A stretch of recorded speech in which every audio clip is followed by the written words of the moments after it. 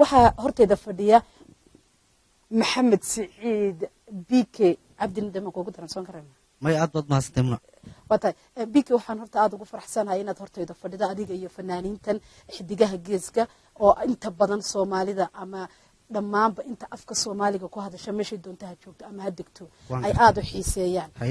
bal waxaad horta warbixin yar iga siisaa fanaaniintan xidigaha geeska kooxdan goortii la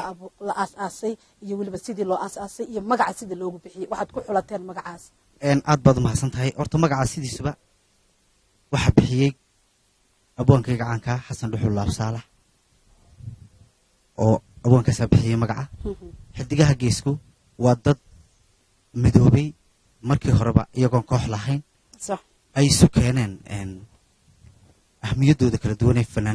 fanaaniintu qof waliba hibadii ay isu keeneen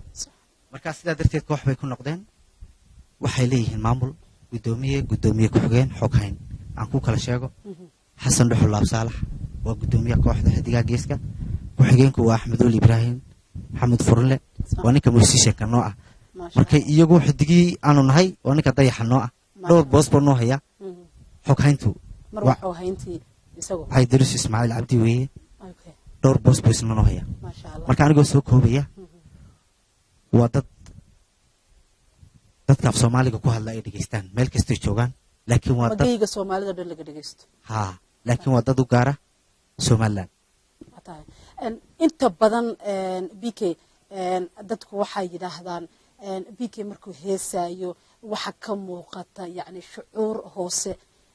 anigu mararka qaar waxaan idhaahdaa markaad heesayso anigu ka turjumayo daawadayaasha ama taageerayaashaada qofka uu hayo jacayl waxa daweyn kara BK because dibkii iyo jacaylkii adiga ku hayay ayaad adigu ka heesaysaa kii aniga hayad adigu ka heesaysaa yani boogtii bugtay ayaad markaasi adigu aad taabata ama aad tilmaantaa maxaa dareenta markaad heesaa qaadayso aad baad mahadsantahay horta anagu gudbiyayaal baan nahay oo abwaanku markuu midhihii noo dhiibo qisadiina naloo sheego dareenkii baanu gudbinaa sax marka xanuunka anaga naguma wada dhicin laakiin fariintii baanu gudbinaa munay adiga xanuunka kuma dhicin laakiin Soomaali xanuun ku dhacay oo jacayl haya ama wiil jacayl ku dhacay ama gabar jacayl ku dhacay ayaa markaad heestaada qaadayso ay ku dawowdaa waxa tahay hubka dadka jacaylka haya ay isku difaacaan wallahi dareenka dhabtaan ku gudbino ayay muhiimadu tahay laakiin dadweynahayaga waan jecelahay ma sha Allah aad baad mahadsantahay ma ogtahay inaad leedahay taageerayaal badan anigu isma haysto laakiin dadku marka dariiqada marayso hadii lagu eegeego wad garanaysaa inaad tahay BK may aniga farxad bay igu filan tahay dhowr qof haday salaamaan inaan salaam adduunyada maxaad ugu jeceshay BK qofkan adduunka ugu jecelahay oo nolol la qaato waan haystaa